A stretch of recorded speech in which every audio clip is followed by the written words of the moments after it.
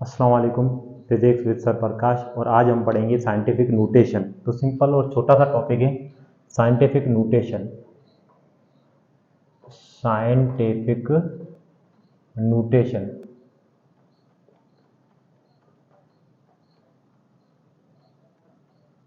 Scientific notation तो scientific notation basically है क्या हमारे पास। देखें, अगर वैल्यू हमारे पास होती है ना एक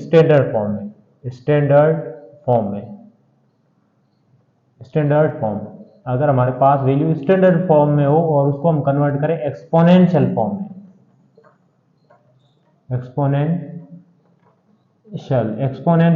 में, तो उसे हम क्या कहेंगे, साइंटिफिक नोटेशंस। या फिर साइंटिफिक नोटेशन का काम क्या होता है, ठीक है ना, डेसिमल को साइड करना। डेसिमल जो होती है वैल्यू के अंदर, डेसिमल वैल्यू के अंदर जो डेसिमल पॉइंट होता है ना, डेसिमल को हम क्या करते हैं, साइड करते हैं, लेफ्ट साइड और राइट साइड। डेसिमल को हम या लेफ्ट साइड से करते हैं या राइट साइड करते हैं। फिर उनकी बेसिस पे हम क्या कर देते हैं, पावर पे आ जाते हैं, एक्सपोनेंट पे आ जाते हैं, उस तरीके से। या फिर और अगर कहें और डिफाइन करें इनको, और इसके अंदर क्या करते हैं, क्या कहेंगे, रिड्यूस डेटा कहें या रिड्यूस नहीं कहते थे, decrease the size of data, ठीक है। या फिर इनमें क्या करते हैं, डिक्रीज करते हैं द साइज ऑफ डेटा, या फिर हम क्या कर देते हैं, increase the size of data, या डेटा की साइज इंक्रीज करते हैं या डेटा की साइज डिक्रीज करते हैं। तो साइंटिफिक नोटेशन बेसिकली डिपेंड किस पे करता है, साइंटिफिक नोटेशन जो हम करते हैं किन पे डिपेंड करता है, एक कोफिशिएंट पे, ठीक है ना, कोफिशिएंट पे। दूसरा ये किस पे डिपेंड करता है, बेस पे। और तीसरा एक्सपोनेंट,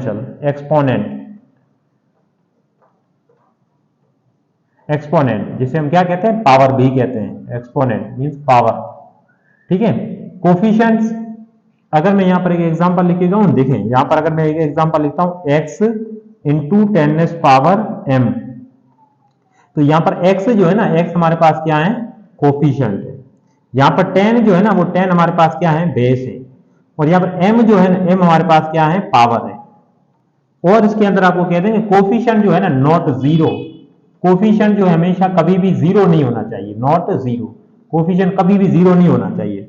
और बेस जो है वो ऑलवेज 10 रहेगा, हमेशा बेस हमेशा 10 रहेगा, ऑलवेज 10, बेस हमेशा और हमेशा 10 रहेगा। एक्सपोनेंट आपके पास पॉजिटिव भी हो सकते हैं, एक्सपोनेंट आपके पास पॉजिटिव भी हो सकते हैं और नेगेटिव भी हो सकते हैं, ठीक है। इस तरीके से अब होता क्या है इसके अंदर, कैसे ये प्रोसेस होता है वो हम सीखते हैं।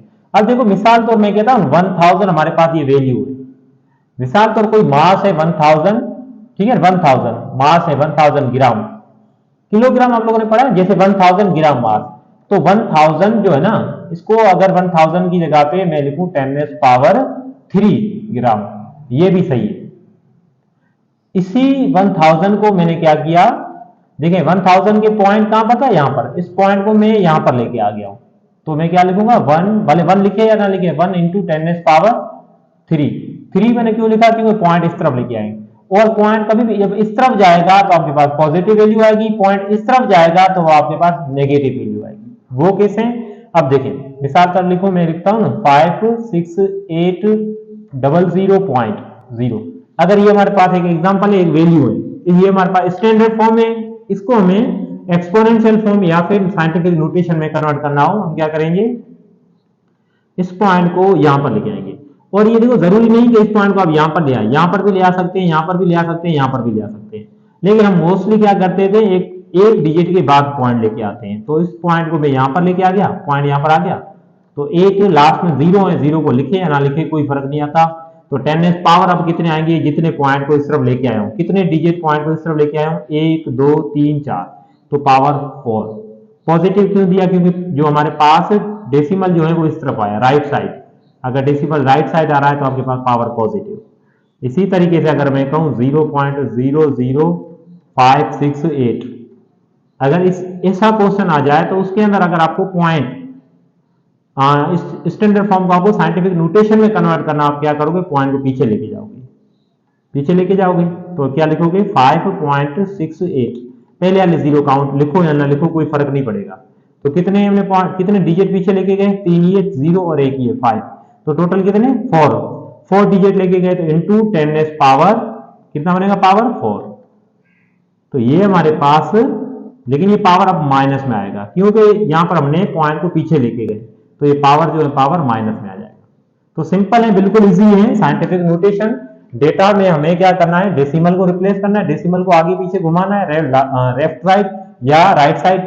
उसमें क्या होगा, हमारे पास पावर जो होगा वो पावर डिपेंड करेगा इस डेसिमल पे कि आपने ये डेसिमल को कितनी वैल्यूज, कितनी डिजिट आगे या पीछे लेके गए हो। आगे लेके गए हो तो आपके पास पावर पॉजिटिव, पीछे लेके गए हो तो आपके पास पावर नेगेटिव। ठीक है, और इसी को हम क्या कहते हैं, साइंटिफिक नोटेशन। अब जो ये मल्टीप्लाई से पहले जो वैल्यू है ये हमारे पास क्या है, कोफिशिएंट। ठीक है, कोफिशिएंट। और ये हमारे पास 10 जो है, 10 क्या है, बेस, 10 हमेशा बेस रहेगा। और ये हमारे पास क्या है, पावर, पावर या दूसरा हम इसे क्या कहते हैं, एक्सपोनेंट। तो ये सिंपल हमारे पास टॉपिक था साइंटिफिक नोटेशन।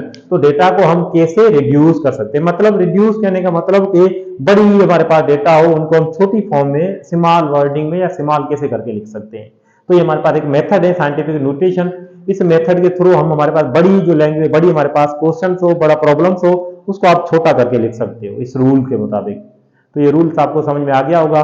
तो आई होप कि ये वीडियो भी आप लोगों ने सही तरीके से देखा होगा, तो कंप्लीट आपको समझ में आ गया होगा। और इसी तरीके से वीडियो को लाइक भी करें, शेयर भी करें और चैनल को सब्सक्राइब भी करें। Thank you.